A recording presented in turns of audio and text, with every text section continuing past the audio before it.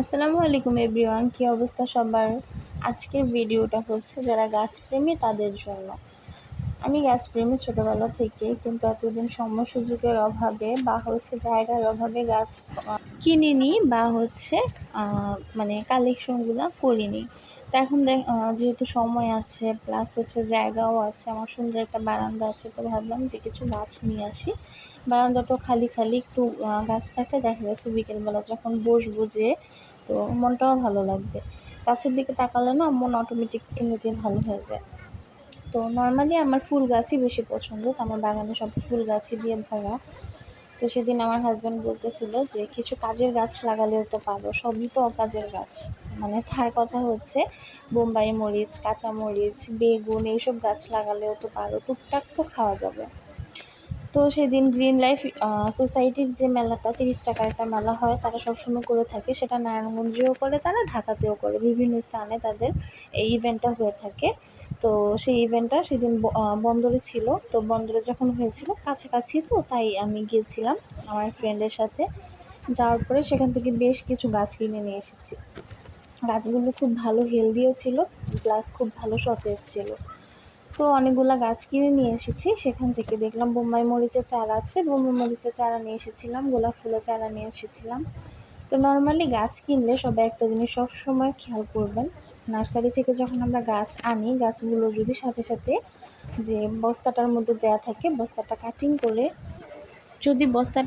করে তারপরে হচ্ছে টবে রাখা হয়, তখন দেখা গেছে গাছগুলো মরে যায়।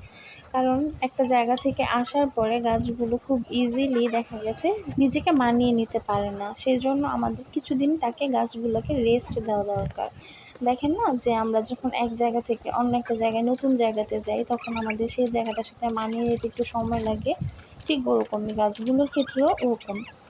তো গাছগুলো যখন আনবেন অ্যাটলিস্ট 1 সপ্তাহ সেই যে বস্তার মধ্যে থাকে, সেই বস্তার মধ্যেই রেখে দেবেন, সেটার মধ্যেই পানি দিবেন, সেটাই গাছগুলো মানে যেভাবে আছে সেভাবেই থাকবে।